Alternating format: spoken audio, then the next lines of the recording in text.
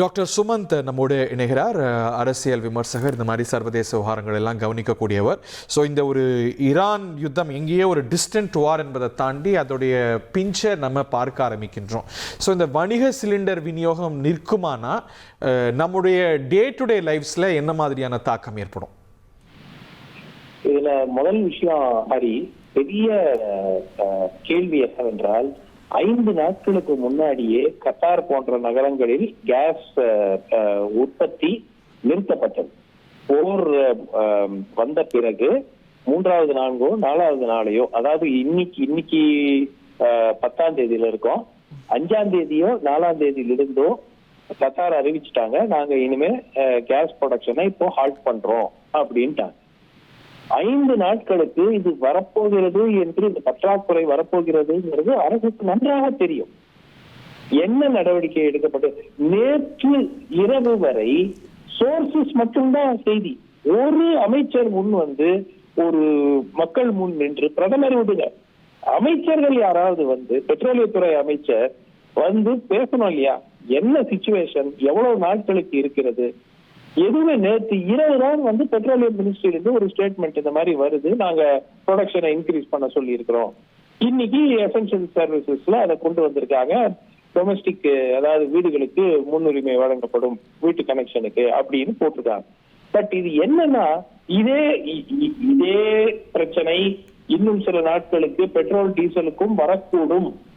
ஏன்னா அவங்க எதையுமே வந்து ஒரு பிரச்சனை இருக்கிறது என்று ஆன்டிசிபேட் பண்ணணும். உலகம் முழுவதும், வங்கதேசம் போன்ற ஒரு நாடு, அவங்க ஏற்கனவே ஒர்க் ஃப்ரம் ஹோம் அனௌன்ஸ் பண்ணி பள்ளிக்கு விடுமுறை அறிவிச்சு 2 நாள் ஆகுது, முந்தா நாள் அனௌன்ஸ் பண்ணாங்க.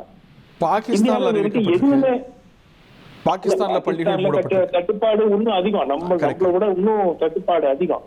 பட் எனக்கு என்னன்னா, இது வரப்போகிறது உலகத்துக்கு தெரியும். இது திடீர் என்று நேற்று இரவு ஏற்பட்ட பற்றாக்குறை இல்லை, 5 நாட்களாக உங்களுக்கு தெரியும். என்ன நடவடிக்கை எடுத்தீர்கள்? நடவடிக்கை எடுக்கலங்கிற கன்க்ளூஷனுக்கு வந்துட முடியுமா? ஒரு பப்ளிக் ஸ்டேட்மெண்ட்டோ அறிக்கையோ வரலங்கிறது ஏத்துக்கலாம், பட் இதை அரசு ஆன்டிசிபேட் பண்ணிருக்காது அப்படின்னு நம்ம ஒரு கன்க்ளூஷன் வந்துட முடியுமா? ஏன்னா ஏற்கனவே இப்போ உங்க டைவர்சிஃபை பண்றதுக்கு அல்ஜீரியா கிட்ட இருந்து, வேறு சில நாடுகள்ல இருந்து, இந்த ரூட்ல பாதிக்காத பகுதிகள்ல இருந்து வாங்குறதுக்கான முயற்சிகளை மேற்கொள்றான்னு இன்னும் சோர்சஸ்ல தகவல் வருகிறது. ஏன் சோர்சஸ் வரணும்? என்னது ராணுவ ரகசியமா? அது இந்த மாதிரி பற்றாக்குறை ஏற்பட்டிருக்கிறது. ஒரு பீதியை தடுக்கிறதுக்கு கூட இருக்கலாம், ஒரு பேனிக்கை தடுக்கிறதுக்கு இருக்கலாம். இது பேனிக்கை உருவாக்குறது தானே அதிகமாகும். இந்த மாதிரி திடீர் என்று ஒரு நாள் உங்களுக்கு எல்லா இடத்துலயும் வந்து டிலே ஆகுது, பற்றாக்குறை ஆகுதுன்னா இன்னும் பீதி அதிகமாக தானே கலப்போம். நாளைக்கு பெட்ரோல் டீசலுக்கு மக்கள் கவலைப்பட ஆரம்பிப்பாங்க. இல்ல இந்த மாதிரி தான் கடைசி நிமிஷம் வரைக்கும் சும்மா இருந்துட்டு பிரச்சனை ஏற்பட்ட பிறகு அதை ஏற்றுக்கொள்வார்களோ அப்படிங்கிற கவலை இருக்கும் இல்லையா? இந்த கிரைசிஸ் தொடர்மையானா பெட்ரோல் டீசல் கிடைக்கிறதுலயும் தட்டுப்பாடு ஏற்படலாம்னு கருதுறீங்க? நிச்சயம் ஏற்படுறதுக்குரிய வாய்ப்பு இருக்குங்க. ஏன்னா இந்த அரசு கூறுவது எதுவுமே வந்து ஆன் டைம்ல அவங்க கம்யூனிகேஷன் சரியாக செய்வதில்லை. கோவிட்லயும் நம்ம பார்த்தோம். ஒரே ஒரு சிக்கல் தான். இதை ஏன் ஒரு மூத்த அமைச்சரை வைத்துக் கொண்டு ஒரு பிரஸ் கான்பரன்ஸ் ஏற்பாடு பண்ணி அந்தந்த டிபார்ட்மெண்ட் செக்ரட்டரிஸை வச்சு கிளியர் கம்யூனிகேஷன் இருக்கணும்ல மக்களுக்கு? இந்த மாதிரி நாங்கள் இந்த நடவடிக்கைகளை எடுக்கிறோம், இது தொடர்ந்து 3 நாள் 4 நாட்களுக்கு தொடர்ந்து நீடித்தால் இந்த பிரச்சனை வரக்கூடும், இதை பூர்த்தி செய்வதற்காக இத்தகைய சேமிப்பு நடவடிக்கைகளை நாங்கள் எடுக்க வேண்டும், ஏதாவது ஒரு அறிவிப்பு இருக்கணும்ல. பட் அது ஒரு இயல்பு வாழ்க்கையை முடங்கக்கூடிய ஒரு ஆபத்து இருக்கு இல்லையா? இப்போ வணிக சிலிண்டர்கள் அப்படிங்கிறது இன்னைக்கு வெளியூர்லேருந்து தங்கி ஊர்களில் இருக்கிறவங்க, மாணவர்கள், இவங்கெல்லாம் வந்து ஹோட்டல் சாப்பாட்டை நம்பி இருக்கிறவங்க, இன்னைக்கு ஹோட்டல்கள்லாம் இயங்க முடியாத ஒரு சூழல் உருவாகலாம் இல்லையா? இல்லை இந்த கிரைசிஸை அவாய்ட் பண்ணிட முடியும்னு நினைக்கிறீங்களா அட் சம் லெவல்? இல்ல சரி, இது உலகம் முழுவதும் ஏற்பட்டிருக்கக்கூடிய ஒரு பிரச்சனை. அதனால வந்து இந்த பிரச்சனையை எப்படி சமாளிக்கும், ஓரளவுக்கு தான் சமாளிக்க முடியும். அதாவது 100% நார்மல்சியை எந்த அரசாலும் உலகத்துல கொடுக்க முடியாது.